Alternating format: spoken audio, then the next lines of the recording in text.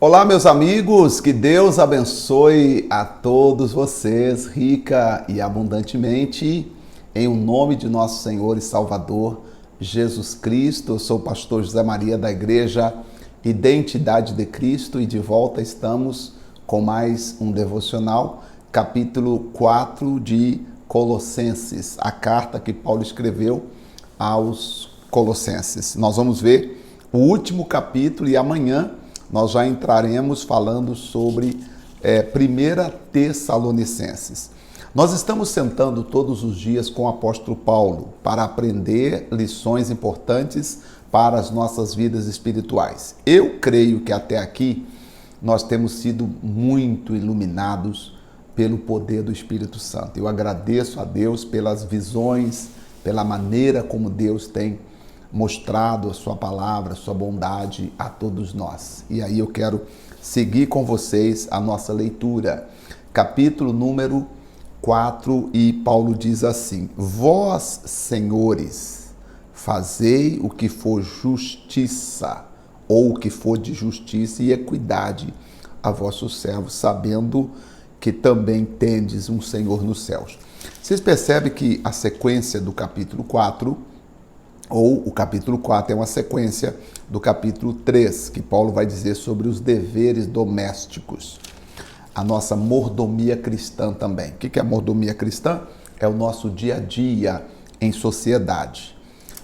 Se nós entendêssemos, se as pessoas entendessem Colossenses capítulo 3, do verso 18 até o 25, e colocasse no coração, praticar Colossenses 3, 18 a 25, eu tenho certeza que nós teríamos uma sociedade melhor. Eu tenho certeza que a igreja do Senhor Jesus também seria um diferencial na face da terra, porque Paulo vai falar sobre a maneira como se vive em casa, com a família, com os filhos, vai falar sobre o serviço, vai falar sobre o dia a dia, sobre o coração das pessoas e inclusive dos senhores, tá? Que é o capítulo 4 agora. Ainda agora no verso 2, ele vai colocar sobre a exortação à oração, a necessidade de orarmos. Diz o versículo 2, perseverai em oração, velando nela com ação de graça.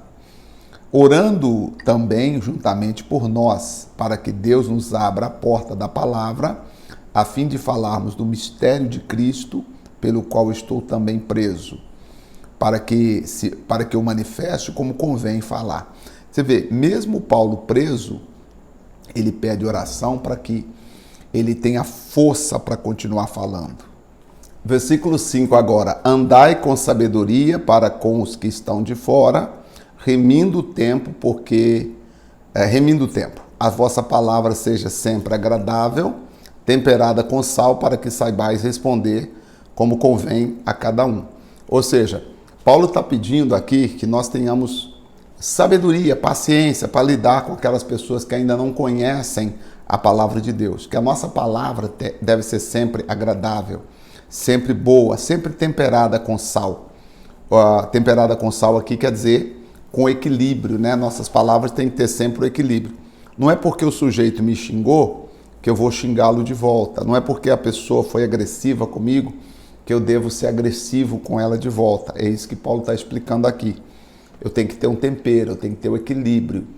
Até porque se eu carrego a imagem de Cristo, eu carrego o altar de Deus, eu sou o altar de Deus, eu transmito a presença de Deus. Então, dependendo da minha atitude, eu posso passar uma imagem negativa, eu posso me defender respondendo, retrucando a pessoa com a mesma moeda, porém, aquilo que eu falei ou que eu fiz representou mal o Deus que eu sirvo, o Senhor que eu estou dizendo que eu represento. Então, por isso ele disse, remindo o tempo, vivendo com sabedoria com os que estão de fora.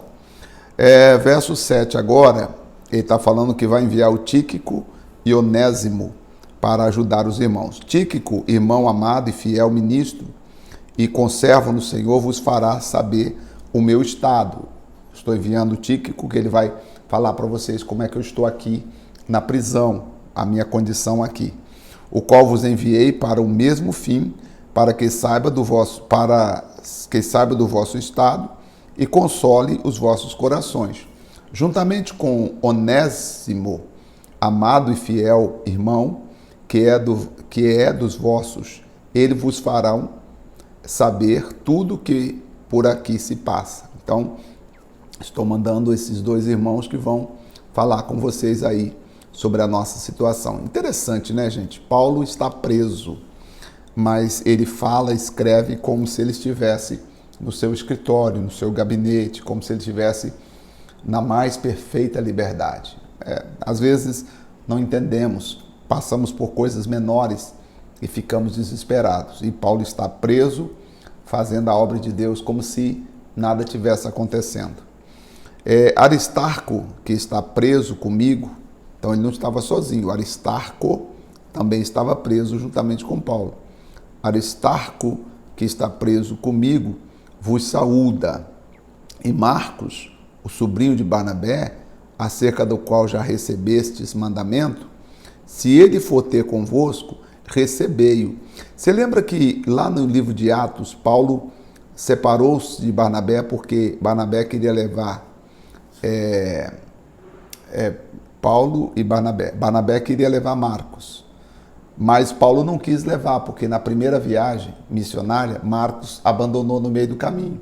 Na segunda viagem, Barnabé quis levar Marcos, e Paulo não aceitou. Então foi Paulo e Silas para uma direção, e Barnabé e Marcos para outra direção, e com isso o evangelho cresceu mais ainda, né? Então, às vezes, nós não entendemos o agir de Deus. E aí, agora no final, Paulo já fala sobre Marcos, ou seja, aquele foi um momento de Paulo para lá, Barnabé para cá, mas sem perder a essência, que é a presença de Deus. Eu posso não pertencer ao mesmo ministério que você, eu posso não congregar no mesmo CNPJ que você, mas tem que haver paz entre nós, tem que haver harmonia entre nós. Eu posso não ser da mesma igreja que você, mas tem que haver paz no espírito entre nós, tem que haver paz, porque nós pertencemos ao mesmo Senhor. Eu não posso pregar ódio, eu não posso pregar desgosto, eu não posso pregar que só eu sou melhor, que é a nossa igreja, que você não pode sair da igreja, que você não pode mudar de igreja. Não posso pregar isso. Isso seria exclusivismo, seria até uma heresia eu pregar isso. Então, Paulo aqui fala para receber Marcos e também que Onésimo iria falar com eles, juntamente com Aristarco. Jesus, chamado Justo, era outra pessoa aqui, tá? Não é Jesus Cristo, não. E Jesus, chamado Justo, os quais são da circuncisão, são estes unicamente os meus cooperadores no reino de Deus. E para mim tem sido consolação. Aqui não é Jesus Cristo, tá, gente? Esse Jesus aqui, eu gosto até de pronunciar Jesus, que seria, né, o nome próprio de uma pessoa. Lá com Paulo estava o Jesus, ou Jesus, né? Caso não tenha acento aqui, então seria o Jesus, chamado Justo, e esses estavam ali com Paulo, ajudando ele, consolando, sendo um braço de apoio. Uma boa pergunta, né? Você é apoio de alguém? Você apoia alguém na sua dificuldade? Ou quando você vê a pessoa passando dificuldade, você traz mais dificuldades para ela? Vos saúda e Epáfras, que é dos vossos servos de Cristo, combatendo sempre por vós em oração, para que vos conserveis firmes, perfeitos e consumados em toda vontade de Deus. Então, olha só, o Epáfras não podia estar lá presente na igreja de Colossos, mas o Epáfras era um homem que estava sempre orando pela igreja de Colossos, pedindo que Deus os abençoasse, conservasse, guardasse a vida dos irmãos. Pois eu lhe dou testemunho de que tem grande zelo por vós. Paulo está falando, ó, o Epáfras gosta muito de vocês. E pelos que estão em Laodiceia e pelos que estão em Hierápolis, saúda-vos Lucas, o médico amado, e Demas também, tá? Saudai-vos, irmãos que estão em Laodiceia, Ninfa, e a igreja que está em sua casa. Diferentemente de Corinto, você percebeu que aqui, mais adiante, nós vimos muitas mulheres participando da obra que Paulo estava fazendo, porque aí já o costume da cidade era diferente. E quando esta epístola tiver sido lida entre vós, fazei que também seja lida na igreja dos Laodicenses, e a que veio de Laodiceia, lede-a vós também, tá? Então Paulo está dizendo, quando vocês lerem essa epístola, essa carta, faça também lá em Laodiceia, eles possam ler essa carta também, e a carta que eu mandei para Laodiceia, quero que vocês também leiam, tá bom? Dizei a Arquipo, atenta para o ministério que recebeste no Senhor, para que o cumpras. Aqui nós temos uma pessoa que parece que recebeu um ministério, mas achava que não tinha condições de cumprir. Meu pai, isso aqui, eu acho que o Arquipo é você, o Arquipo sou eu, que recebemos de Deus um ministério e achamos que, nossa Deus, como é que eu vou fazer isso? Como é que eu vou cumprir esse ministério, meu pai? Como é que eu vou fazer essa obra, meu pai? Misericórdia. Aí Paulo dá uma palavra de instrução, fala para Arquipo para atentar para o ministério que ele recebeu do Senhor. Ele precisa cumprir esse ministério. Saudação da minha mão, de Paulo, lembrai-vos das minhas prisões, tá, irmãos? Não se esqueça, tá bom? Lembra das minhas prisões, estou aqui preso, tá? Mas não parei não, a graça seja convosco, amém. Aqui terminamos a carta que Paulo escreveu aos Filipenses. Lembrai-vos das minhas prisões, esta pregação e a propagação do evangelho eram mais importantes do que a sua própria vida, tá? Mesmo encarcerado em Roma, ele escreveu epístolas aos Colossenses, aos Éfesos, aos Filipenses, a Filemon. Assim, o cárcere não tirou do apóstolo o gozo de servir ao Senhor. Será que uma situação, um problema tem tirado de você o gozo de servir ao Senhor? Porque o cárcere não tirou de Paulo o gozo, o prazer de servir a Deus, de estar com Deus, o gozo de servir ao Senhor. Isso demonstra, mesmo sofrendo aflições por causa do Evangelho, tá? Nada o desanimava. Pelo contrário, quanto mais era perseguido, mais se empenhava na conquista de ganhar almas para o reino de Deus, de ganhar almas para o Senhor Jesus. E, ao pedir aos convertidos que lembrasse das suas prisões, ele queria que o seu exemplo os motivasse diante da dor e das perseguições que estavam sofrendo por causa do Evangelho. Tá? Quando o cristão entende que Jesus é o cabeça e que ele está na direção de tudo, sabe o que acontece? As aflições se transformam em alegria. Além disso, nenhuma situação, tá? Por mais difícil que seja, pode impedir você de anunciar o reino de Deus. Você não pode parar, você tem que continuar sendo um exemplo para o reino de Deus, servindo a Deus. A missão nossa é ser um verdadeiro servo de Deus. Não adianta, o mal vem, mas nós não podemos parar, não podemos desistir. Então Paulo está dizendo assim, olha, lembra das minhas prisões, isto quer dizer, olha, que o que eu estou vivendo aqui possa motivar outros a lutar pelo Evangelho, a não desistir.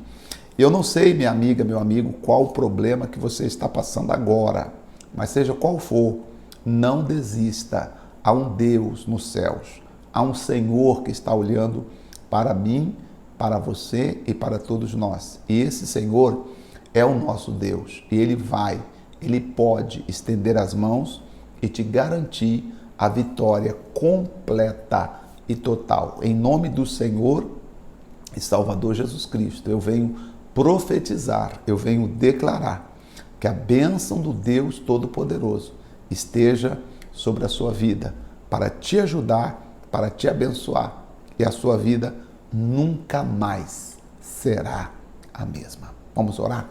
Senhor, nosso Deus e nosso querido Pai, Pai de nosso Senhor e Salvador Jesus Cristo, Pai da glória e Pai das misericórdias.